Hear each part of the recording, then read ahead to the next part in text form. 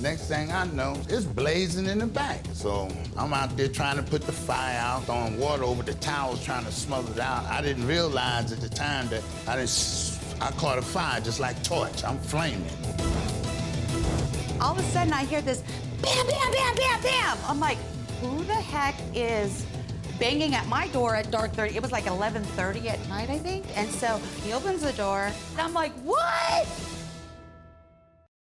Plaintiff Glenn Graves claims that instead of fixing his car, the defendant turned it into a rolling firebomb. He's suing for $5,000. Defendant Dwight Edwards claims he wasn't the last person to work on the car, so it can't be his fault. He says he owes nothing. Please raise your right hand. Do you swear the testimony you're about to give is the truth, the whole truth, and nothing but the truth? Yes, I do. This is case number 169 on the docket, Graves versus Edwards. All right. The plaintiff, Mr. Graves, you are suing the defendant, Mr. Edwards, for $5,000 for labor costs, car parts, dealership fees, and cost of a new engine. Why don't you tell me your side of the story? Yes, Your Honor. This was my dream car I had purchased back in 2005. And at that time, when I purchased the car, it was in good shape and everything. Very Okay, nice as car. the years went along, I had engine problem. I was Yes. out of state at the time. And a co-worker of mine told me about Mr. Edwards. So Yes. I took the car to him. I had it towed back from North Carolina. He put the engine in. Engine was working fine and everything. And when was this? This was in 2016 when it went out. How long after he put the About new 2 years. About 2 years. Yeah. Was there a little more. warranty on the engine? Yes, there was a 3-year warranty on the engine, Your Honor. Okay, so it would still. It was still The in warranty is effect. still on. Okay, go ahead.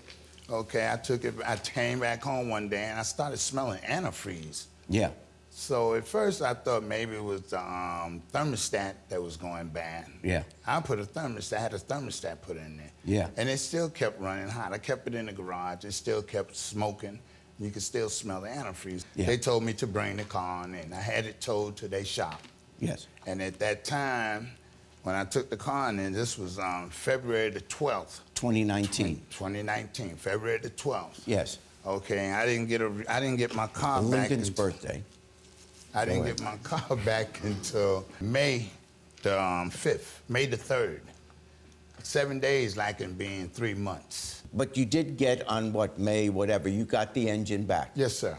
And then you started driving it again. I started driving. Okay, what brings you to court today? About a week later, coming out of the restaurant, cranked the car up, put it in reverse, the car cut off. Next thing I know, smoke is coming all out of the wires. Wires are burning. Lift up the hood, the car's blazing underneath from the wires. So I'm out there trying to put the fire out, me and my niece. I'm throwing water over the towels trying to smother it out. I didn't realize at the time that there was gas shooting out and it's all up and down my arm. I caught a fire just like torch. I'm flaming. So I takes the towel and I'm smothering out and I snatch my shirt off. Then the guy from the restaurant, the owner, he comes out, he's spraying it down. So he sprays it down. Somebody by then had called the fire department. So by the time the fire department got there, I kept noticing, my niece said, "Unc," she said, "there's smoke coming from the trunk." I pulled the back seat down, it's blazing in the back. And what I'm saying is that when they put the motor in, the motor was running fine. It was an electrical problem. It wasn't the motor cut off, it's electric. So you're saying the fire wasn't started by the engine, it was an electrical system? Yeah, when they put the engine back in, you had to hook wires up. We have pictures, I understand, of the car. That's the engine, right? Yes, sir. That's the trunk there. That's the fuse Okay. box. All right. What do you have to say? Okay, Your Honor. This is how it started. In 2016, Yes.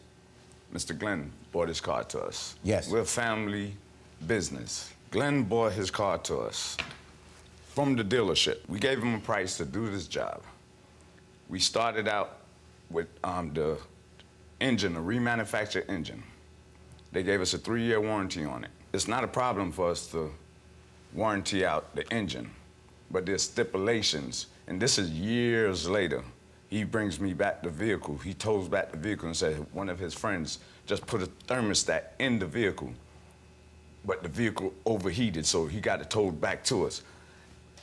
Within an hour, I already realized that the head gasket was blown on this vehicle because they ran it hot. But I don't have an oil change receipt showing this man has even been maintaining the vehicle or even did anything. What can you add to this?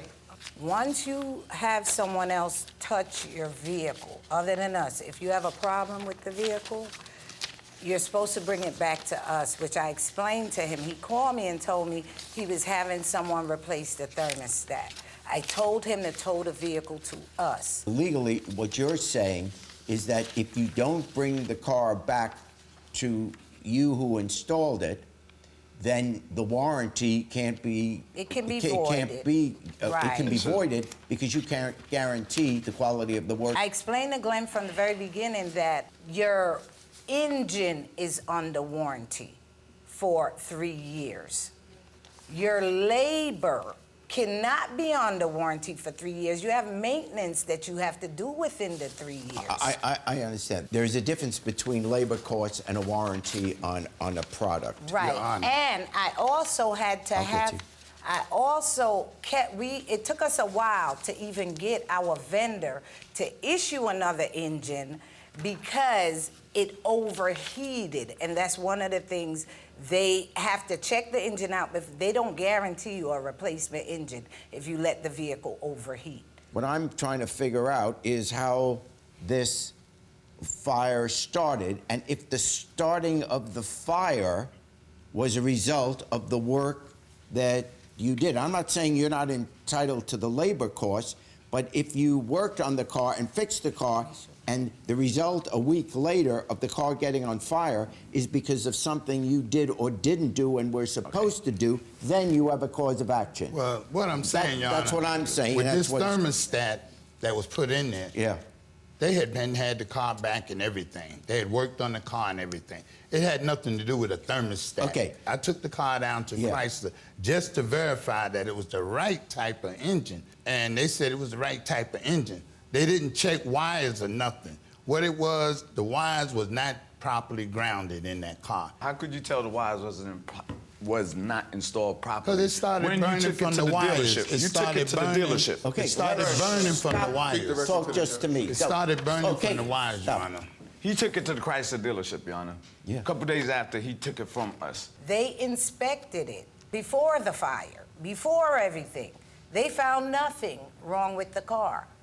And in the incident report, which I gave you from the fire department, it says that the hot spot in the car was in the trunk of the vehicle. I understand the hot spot was in the trunk, but the hot spot doesn't necessarily, the hot spot does not necessarily mean that's where fire started. In fact, you are a firefighter. Yes, I am. The hot spot, I am asking you, the fact that there's a hot spot somewhere else in the car does not necessarily mean that's where the fire started. No, it doesn't. Generally, wherever the most damage is where the fire started. And most of the damage was around the engine, the front part of the car. Right, and you know, the engine, they Got have it. the exhaust pipes leading down to the back. Yeah, and that's of the how it car. could get. Yeah, So I that's- get that. I'm gonna tell you where all of this stems from. He's been trying to take my sister out for a minute. Ever since he met her. The plot thickens. Ever since he met her. Okay. Now that's where we got a hot spot. That's the hot spot. That is the hot spot.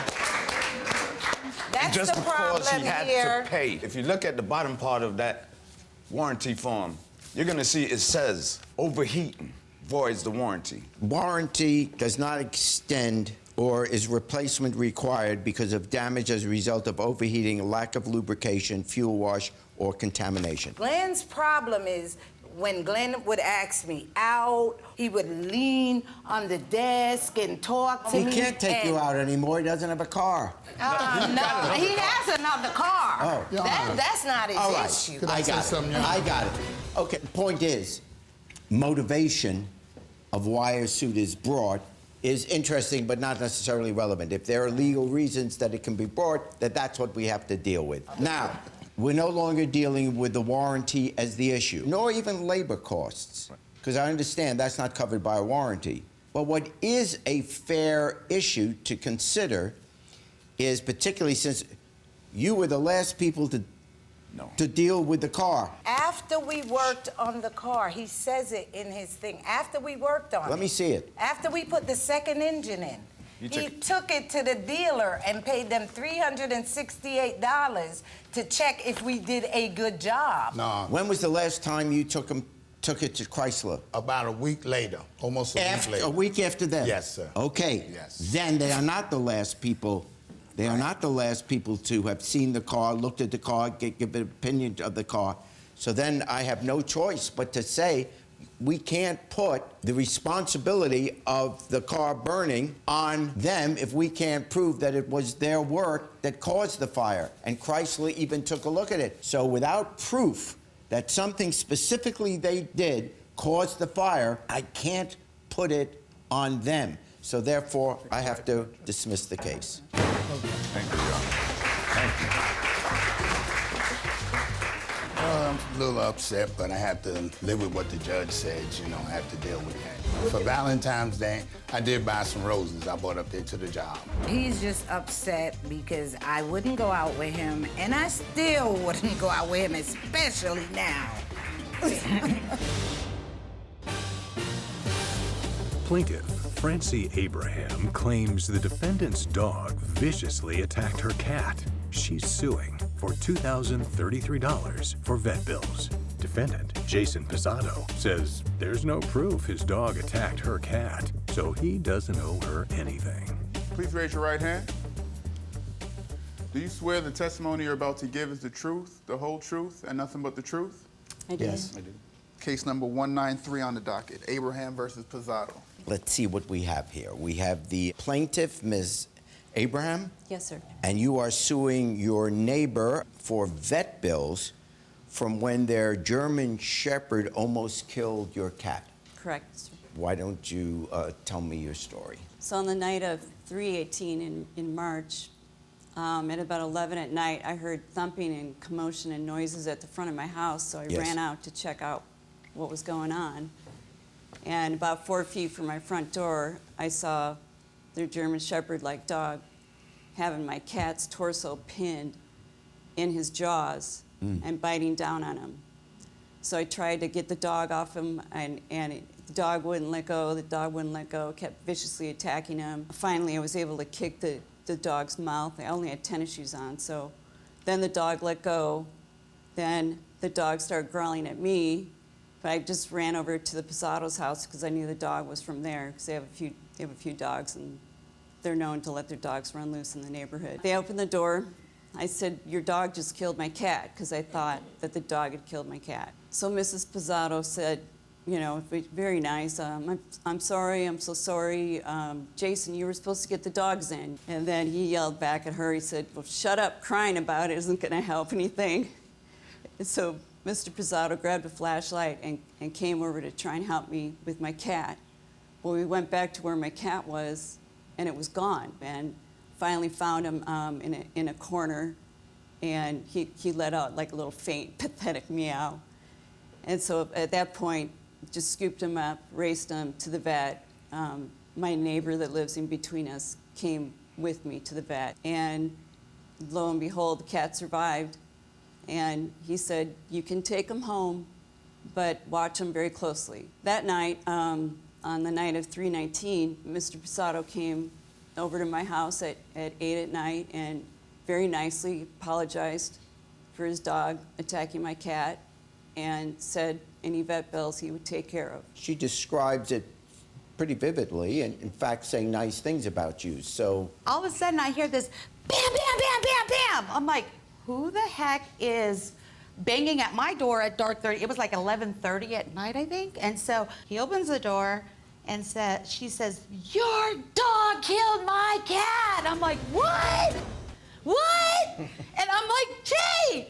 And he's like, "No, our dog was inside." And because we don't have our dogs roaming out. Our dogs don't roam. There's like 3 different German Shepherds in the neighborhood that's always roaming, and it's not our dog. Our dog is a house dog. So Jason goes to go see what's going on with her cat. why did you go over and say, "I'm so sorry what happened to your cat, I'll pay for the vet bills"? This conversation, that was a few days later. Yeah.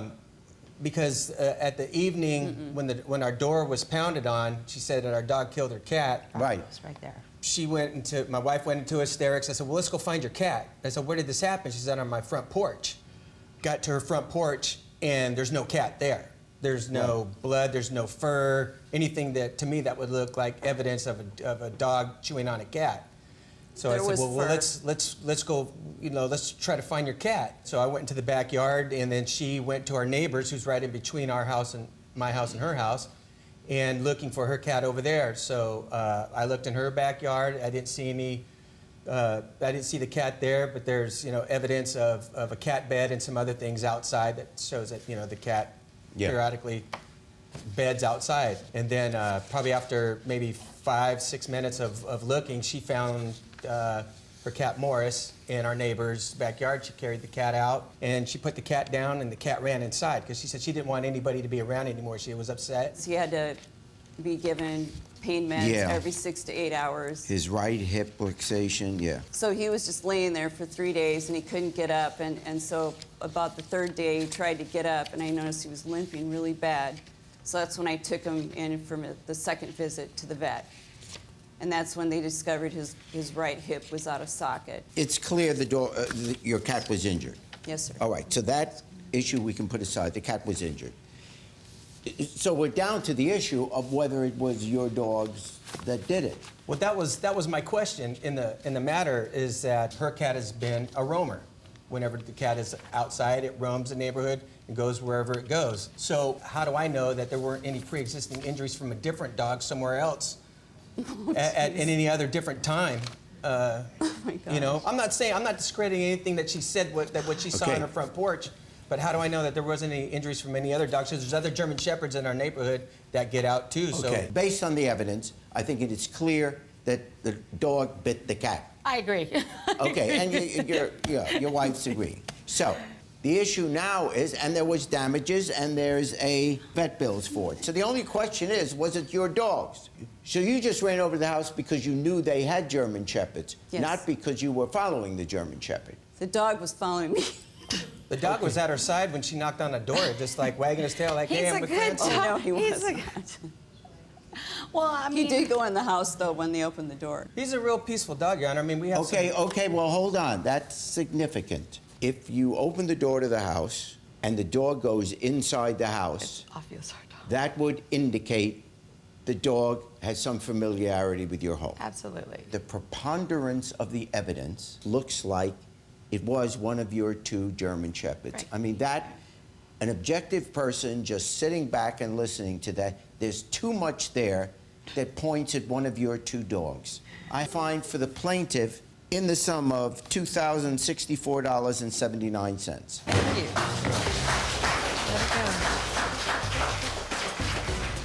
I'm kind of perplexed that the defendant actually said it wasn't his dog. What she said, that she had to kick my dog in its mouth to release its grip from the cat. So it's like she'd be kicking her cat as well. Thanks for watching. Now please approach the bench. The way I look at it, you have two options here. Option A, watch more Judge Jerry. Option B, watch more Jerry Springer. The choice is yours. Now get out of my courtroom. You have more clips to watch. And don't forget to subscribe.